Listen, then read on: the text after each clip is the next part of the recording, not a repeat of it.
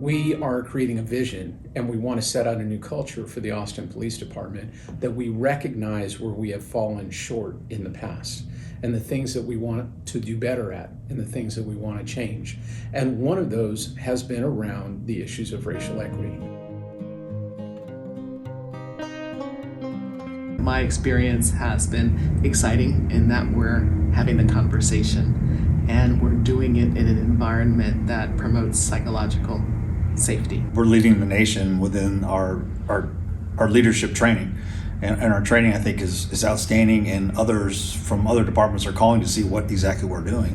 For me, it's just been conversations. What I've really taken away from that is that we can get into these spaces where we can actually start to talk about the issues and other people's feelings and thoughts so that we can start to heal and start to come together to figure out what we're going to look like now as a community, what we're going to look like as a department. The Groundwater experience has been exceedingly rewarding. There's been many opportunities for self-reflection and self-locating where I am in the system and in the paradigm, and most importantly, where we are as an organization on becoming even more progressive and leading the charge toward ending any system that is not inclusive and equitable with opportunities for prosperity for all. By creating leaders in the department, we're valuing our personnel.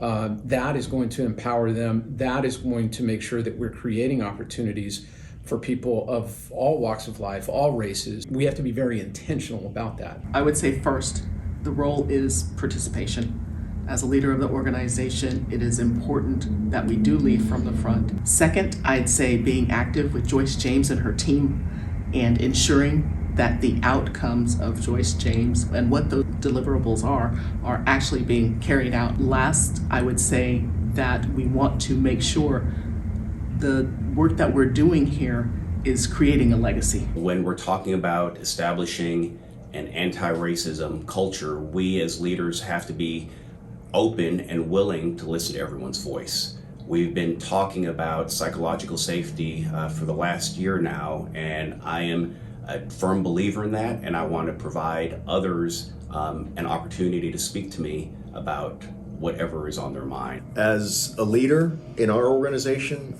I think it's our responsibility to make sure that we are constantly listening to our workforce, ensuring that we have a very diverse workforce, also making sure that when there are problems, we face them head on. The role for leadership has always been to take care of each other. No matter your race, your religion, your gender, your sexual orientation, is that we take care of each other and we take care of the community. I can say the fight to end racism here at APD is being taken very seriously. Every decision made is a decision made with diversity, equity, and inclusion, as well as belonging. And it's a top-down approach. The groundwater training is so important because what it does is it really shines a spotlight on the areas where we need to improve. And it kind of, what has been my experience, it gives you an idea of where your blind spots are.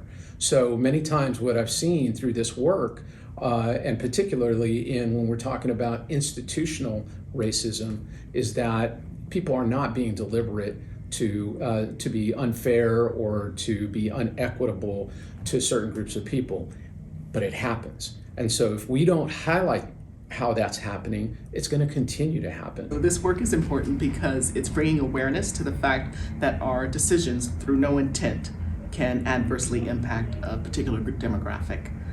And with that awareness, we are now obligated to evaluate processes both internally and with our community members to ensure those practices do not continue or that they do not get recreated. Having this type of training and having this type of understanding of each other and looking through different lenses of how someone else could look is just it's so important, and it makes us a better society, and it makes us one of the safest and the best city in the nation. If we expect to be respected and accepted in the community, then it's our responsibility to make sure that internally we have all of our things in a row. We have to make sure our house is clean before we're able to go out into the community to say, look, this is how we as an organization feel together. Most importantly, I want to say thank you. to the APD staff and personnel. I appreciate everyone's open-mindedness. I appreciate their commitment to understanding and from learning from a different lens and an unfamiliar lens, and taking it on from a new perspective. I'm both impressed and proud of our civilian staff and our sworn staff, who have yet stepped up to the challenge again to being the most progressive police department in the nation. And they have accepted the challenge wholeheartedly. We're all in. Remain open-minded and positive when attending groundwater analysis training classes, and also be willing to participate in the hard conversations about race. Be humble about where you're starting from. It's critical we look at decision-making processes through an anti-racist lens. A work environment that is diverse and inclusive is happier and more productive. I think prior to groundwater, this topic always lived underneath the surface, but because of the training, we are going in with eyes wide open. Now we don't have an excuse. Now we know that we need to be intentional when we're looking at equal access and equal opportunity. It's vitally important for us as an organization to be representative of the community that we serve. We celebrate the diversity of our department, and we want to make sure that everybody is included and feels included in everything that we do. What divides us pales in comparison to what unites us. And, you know, that's a saying that I believe Edward Kennedy had once mentioned, and it holds true today, that it's so important that the organization, the department, the city, and the community come together. We cannot policy our way out because some issues are just too large for policy to handle. And even if we could, you know, there's an old saying that culture eats policy for lunch. So we must be decisive and intentional and stay laser focused, because silence is interposition. Silence is nullification. And silence is complicit. The Austin Police Department is a part of this community. We don't just deliver services to it. We are part of the community. We are the community.